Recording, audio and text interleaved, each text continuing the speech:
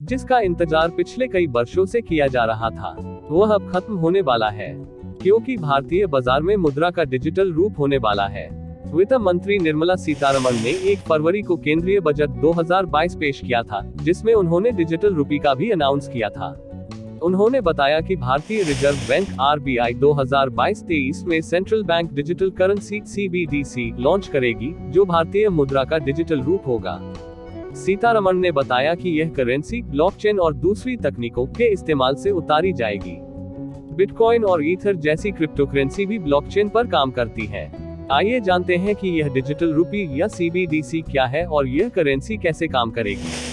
RBI launch new crypto currency digital रूपी legal tender होगा, जिसे केंद्रीय बैंक RBI द्वारा पेश किया जाएगा।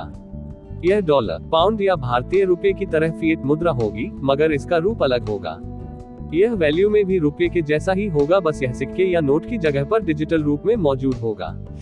दूसरे शब्दों में कहा जाए तो डिजिटल रूपी देश में इस्तेमाल की जाने वाली कानूनी मुद्रा के समान है, बस यह डिजिटल रूप में है।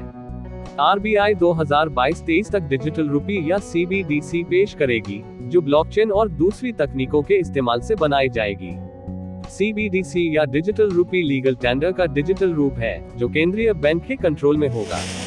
लेकिन क्रिप्टो करेंसी एक डिजिटल एसेट है, जो किसी केंद्रीय बैंक के कंट्रोल में न होकर डेवलपर द्वारा बनाए गए प्रोजेक्ट से जुड़ी होती है। क्रिप्टो करेंसी किसी सरकारी संस्था द्वारा रेगुलेट नहीं की जाती है और इनकी वैल्यू इनकी डिमांड पर निर्भर करती है। क्रिप्टो मार्केट में स्टेबल कॉइन भी मौजूद हैं। ये ब्लॉकचेन पर मौजूद वो टोकन्स हैं, जिनकी कीमत फिएट करेंसी से जुड़ी रहती है।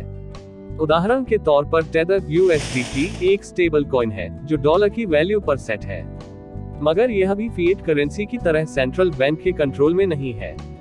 डिजिटल करेंसी ब्लॉकचेन टेक्नोलॉजी पर आधारित होती है। इस करेंसी को भारत में सेंट्रल बैंक डिजिटल करेंसी का नाम दिया गया है। इसे रिजर्व बैंक की ओर से जारी किया जाएगा। इस करेंसी की खास बात यह है कि इसे आप सॉवरेन करेंसी में बदल सकते हैं। डिजिटल करेंसी 2 तरह की होती है। पहला है रिटेल डिजिटल करेंसी, जिसे आम लोग और कंपनियों के लिए जारी किया जाता है। दूसरी है होलसेल डिजिटल करेंसी, जिसका इस्तेमाल वित्तीय संस्थाओं द्वारा किया जाता है। ब्लॉकचेन को सरल शब्दों में समझे तो यह 2 शब्दों से मिलकर बना है। पहला है ब्लॉक, जबकि दूसरा है चेन। ब्लॉक का मतलब यहाँ ब्लॉकचेन टेक्नोलॉजी में कई डेटा ब्लॉक से है, यानी कि इन ब्लॉक्स में डेटा रखा जाता है। यहाँ अलग अलग बॉक्स में करेंसी यानी डेटा होते हैं।